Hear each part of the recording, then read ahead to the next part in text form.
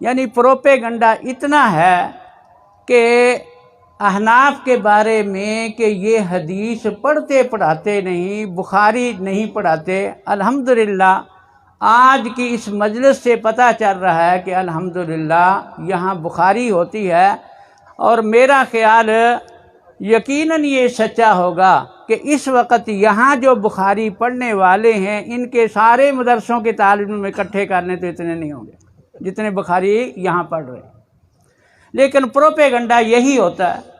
وہ پچھلے دنوں میں ایک جاہل آدمی ہمارے وہاں اقام والے میں جمعہ پڑھاتا ہوں تو ہمارے امام صاحب کو کہ جی بخاری کے اندر لا صلاۃ لمن لم یقرأ بفاتحۃ الکتاب ہے کہ فاتحہ کے بغیر نماز نہیں ہوتی، اور تم اس پر عمل نہیں کرتے۔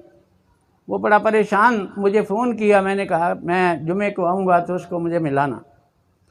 خیر میں گیا، میں نے پتہ کیا کہ کون ہے، کہتے ایک میڈیکل سٹور والا ہے۔ تو میں نے کہا عربی جانتا ہے؟ کہتا بالکل نہیں، عربی اردو کی جو ہے وہ بخاری رکھی ہوئی ہے، دعوت راز کا ترجمہ ہے۔ میں نے وہ منگوائی اس سے، میں نے بتایا کہ دیکھو یہ لا صلاۃ لمن لم یقرأ بفاتحۃ الکتاب یہ روایت تو لکھی ہے، آگے 6 صفحے جو ہیں یہ دعوت راز کے اپنے لکھے ہوئے، اور عوام یہی سمجھتے ہیں کہ یہ بخاری شریف ہے۔ تو میں نے کہا کہ اس کو بلا کے لاؤ، کہتا جی وہ آ نہیں رہا۔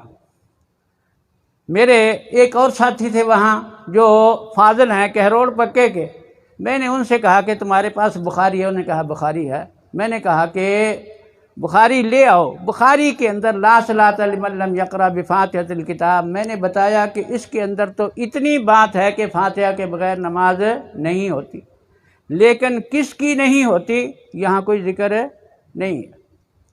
اب یہ بالکل ایسے ہی ہے جیسا کہ المدونۃ الکبریٰ کے اندر روایت ہے، ابن شہاب زہری فرماتے ہیں کہ مجھے یہ روایت پہنچی ہے کہ لا جمعۃ الا بخطبۃ، کہ خطبے کے بغیر جمعہ نہیں ہوتا۔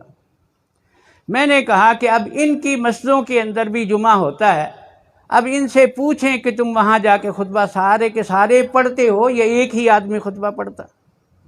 اگر لا صلاۃ کا مطلب الا بفاتحۃ الکتاب کا مفہوم یہ عوام میں بیان کرتے ہیں کہ ہر آدمی کے لیے خواہ وہ امام ہو یا اکیلا ہو یا مقتدی ہو سب کے لیے فاتحہ ضروری ہے، تو ان کے سارے جمعہ پڑھنے والوں کو کہو کہ سب خطبہ پڑھا کرو ورنہ تمہاری نماز نہیں ہوگی۔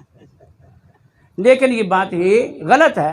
اب بخاری شریف کی یہ روایت تو اس نے ذکر کر دی، اسی بخاری شریف میں 2 صفحے آگے جو ہے وہ روایت ہے 107 صفحے کے اوپر کہ حضرت ابو ہریرہ رضی اللہ تعالی عنہ امام کو آواز دیتے تھے کہ لا تفتنی بآمین، کہ مجھے آمین میں مل لینے دینا۔ اور حاشیے پہ لکھا ہے کہ مروان کو آواز دی، وہ نماز پڑھاتا تھا تو وہ دیر ہو گئی تو انہوں نے آواز دی کہ آمین میں مل لینے دینا۔ اب یہ حضرت ابو ہریرہ رضی اللہ تعالیٰ عنہ مقتدی ہیں اور امام کو کہہ رہے ہیں کہ آمین کے ثواب میں مجھے شریک ہونے دینا۔ آمین فاتحہ کے بعد ہوتی ہے اور کوئی بھی اس کو فرض نہیں کہتا، یہ سنت ہے۔ معلوم یہ ہوا کہ صحابی کو اس آمین کے ثواب کا فکر تھا، فاتحہ کا فکر نہیں تھا۔ اگر فاتحہ فرض ہوتی تو وہ یہ فرماتے کہ مجھے فاتحہ میں مل لے دیں۔ اسی طرح اگلے صفحہ نمبر 108 کے اوپر روایت حضرت ابو ہریرہ رضی اللہ تعالی عنہ کی ہی ہے کہ وہ فرماتے ہیں کہ حضور صلی اللہ علیہ وسلم نے فرمایا کہ اذا قال الامام غیر المغضوب علیہم ولا الضالین فقولوا آمین، کہ اللہ کے نبی صلی اللہ علیہ وسلم نے تقسیم کر دی کہ امام نے غیر المغضوب علیہم ولا الضالین کہنی ہے اور پیچھے جو مقتدی ہوں ان کو صرف آمین کا حکم دیا۔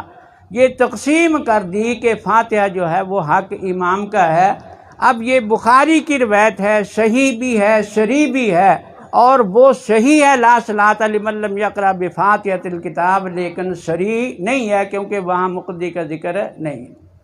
اسی طرح صفحہ 108 کے اوپر روایت حضرت ابو بکرہ کی رکوع کے اندر شامل ہونے والی کہ حضور صلی اللہ علیہ وسلم کے پاس جب تشریف لائے تو حضور رکوع میں جا چکے تھے، تو دوسری روایتوں میں ہے کہ حضرت ابو بکرہ کچھ بھاگے، سانس پھول گیا اور پیچھے ہی رکوع کر دیا صف سے تاکہ میری رکعت فوت نہ ہو جائے، اور پھر آگے صف میں جا کے مل گئے۔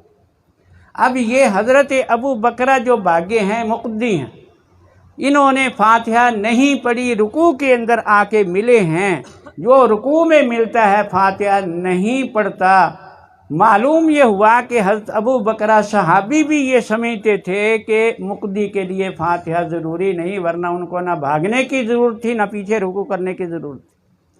اور پھر حضور صلی اللہ علیہ وسلم کو جب پتہ چلا تو حضور نے بھی یہ نہیں فرمایا کہ دوبارہ نماز پڑھو، حالانکہ پہلے صفحہ نمبر 105 کے اوپر حدیث مسیء الصلاۃ ہے کہ ترک واجب کی وجہ سے جو ہے 3 دفعہ حضور نے نماز پڑھائی، لیکن یہاں ایک دفعہ بھی نہیں کہا کہ دوبارہ نماز پڑھو، اتنا فرمایا کہ زادک اللہ حرصا ولا تعد، اللہ تیری حرص زیادہ کرے، آئندہ ایسے نہ کرنا۔ تو معلوم یہ ہوا کہ حضور صلی اللہ، اور یاد رکھیں کہ حضور صلی اللہ علیہ وسلم کی آخری نماز جو حضرت ابو بکر پڑھا رہے تھے، حضور تشریف لائے، حضور امام بن گئے، حضرت ابو بکر مقتدی بن گئے، تو یہ مسند احمد کی روایت اور ابن ابی شیبہ کی روایت میں یہ ہے کہ حضور نے وہاں سے قرات شروع کی تھی جہاں سے حضرت ابو بکر نے چھوڑی۔ اب اس سے مسئلہ معلوم ہو گیا کہ حضرت ابو بکر جب تک امام تھے قرات کرتے رہے، جب مقتدی بن گئے تو چھوڑ دی، ہمارا بھی یہی مسلک ہے۔ اور اتنی بات بھی معلوم ہو گئی کہ جو قرات حضرت ابو بکر کر چکے تھے وہ حضور نے نہیں کی، اور قرات فاتحہ سے شروع ہوتا ہے، معلوم ہوتا ہے کہ اس نماز میں حضور نے فاتحہ نہیں پڑھی۔ اگر فاتحہ کے بغیر نماز نہیں ہوتی تو حضور بھی نعوذ باللہ بے نمازی ہی رہے۔